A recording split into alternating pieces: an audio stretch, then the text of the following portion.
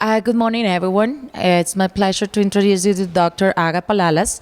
She's a wonderful human being. She's a professor at Athabasca University, and she's joining us for TESOL Colombia, the third edition of TESOL Colombia. So, welcome, welcome, welcome, and thank you for joining us in this conference. Well, it is my great pleasure. Thank you so much.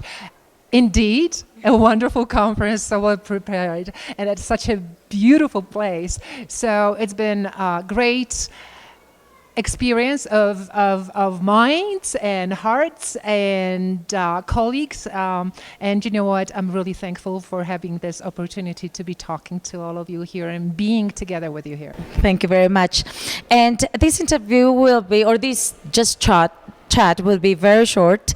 I would like to draw on 2 points. The first point is based on the plenary, all of the insights that we got through your plenary, you were discussing lots of important things concerning technology, pedagogy, the human being, the well-being, and you recommended us, and I want to highlight especially that, right? You recommended us to be cautious with our digital habits. I would like in this few moments for you to elaborate on that, because our audience right there is just expectant to hear about that. So please do. Cautious is one way of looking at it, or maybe it's part of the whole equation. But before you can be cautious, you have to be very aware of them. So I'm really encouraging everybody to become more aware of your digital habits by, for example, journaling how you are using all the digital technologies for what, and really raising the level of awareness of what you are using technologies for, and educating your choice. So as an educator, as a learner, as a teacher, as a human being, you actually can decide in a very aware way of what those technologies are good for, what not, because they're inevitable, they're great. Digital technologies, most of them are really great, and they're our platforms of communication, stores to us learning formally and informally, but very often overused. And as I said, the first step for you is to become aware of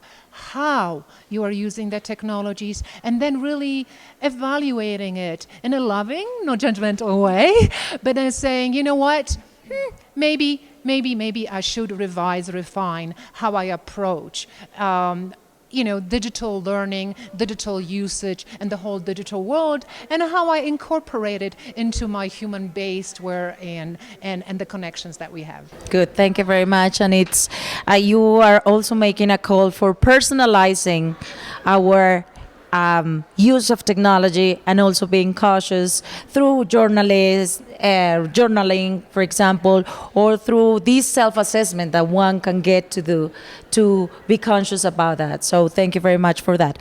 And my other question is just suitable for our environment here in TESOL Colombia, and it's it's very connected to our mission and to the motto, let's say, that we in our community want to spread.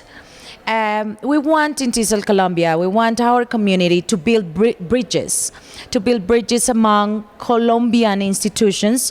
And once the bridges, and let me put it a little bit in a metaphor type of thing, once these bridges are built, then we are able to not only be empowered and be open to build the community together, the Colombian community together, the Colombian educators community, but also to go beyond other communities and embrace those practices and build, transnational collaboration. So, what are your experiences thus far in the conference, and what insights would you share with us? Because this is a daunting mission, and we know that, right? And we want to build these bridges with no restrictions whatsoever. Okay? What a wonderful question, and a very deep one. I'm not at this point in a position to answer it in a comprehensive way, but I definitely have made quite a few observations that I'd like to share here on that matter. And one of them is just the way how I have been received here and how I have been made feel over the last 3 days of this wonderful conference. I realized that I learned so much more about La Sabana University, and I realized how much of a meeting place it is, how it celebrates the human needs, learner needs, teachers' needs, educators' needs, but not the specific needs of the people that formally are called university or La Sabana University, right? But actually people like myself who come from the outside and within a few hours feel like part of this great community. I feel that this physically and interdisciplinary and on many other levels is a hub that can really invite people from various institutions, various universities, not only, as you said, going beyond schools, universities, institutions, associations, and places where you can meet and share your particular messages and find what you have in common and what your unique talents or unique offerings as an institutions are. So you can put it together and, as I said, identify those overlaps in your needs, identify the overlaps in where your specialties are the same and commonalities are the same, right? And then really say, but hey, we can offer this unique value and we can offer that unique value, and our learners are unique, right? And bring those learners so that you can understand better the whole learning community that's out there within Colombia, right? So you also are a place, not just the place, but a place here in Colombia that breeds new teachers, right? So for these new professionals in the educational field to understand the broader Colombian community of learning and teaching would be of such great value, right? So really to invite the various voices and to incorporate them in decisions that are unique for a unique context and broader for the broader context of Colombia. It is absolutely possible through dialogue, invitation, when you meet everybody where they are.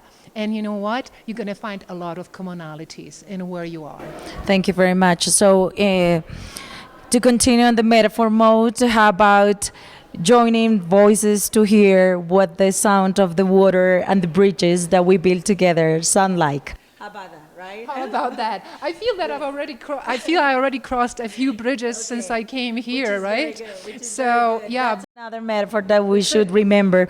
And this is precisely what we want to do, and I will recap a little bit on the mission and the vision of TESOL Colombia. We want to build these communities, and we want to strengthen them and to learn from others. And that's what we are doing in the conference. We attempt, and I know everybody recognizes, and thank you for your compliments, how much work we have put into the conference, but we want also to look beyond the conference. How many voices, such as the publisher houses, such as the academics, such as the keynotes, such as the experts, and many other agents that come together, and how is that we embrace them and we learn from others. We also learn from mistakes, and it's okay to learn from mistakes.